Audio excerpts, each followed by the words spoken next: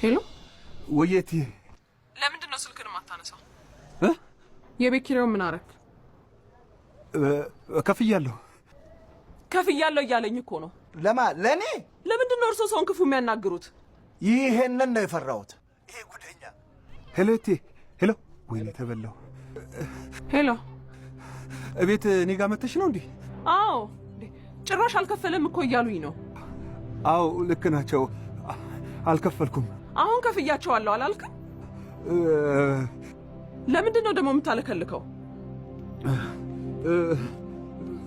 ብሩን ከባንክ እኮ አሁን አውጥቼ ልከፍላቸው እየመጣሁኝ ሌቦች ነጥቀውኝ እያባረርኳቸው ነበር እና አመለጡኝ።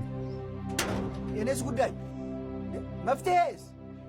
ቆይ ላስረዳሽ። አታስረዳኝ።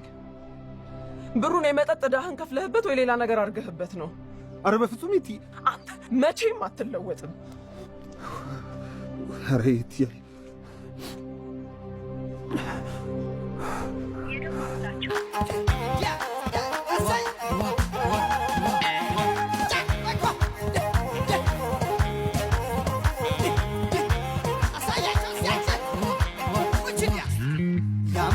ያማለ ይኸው ጓንጉሌ ተዳረ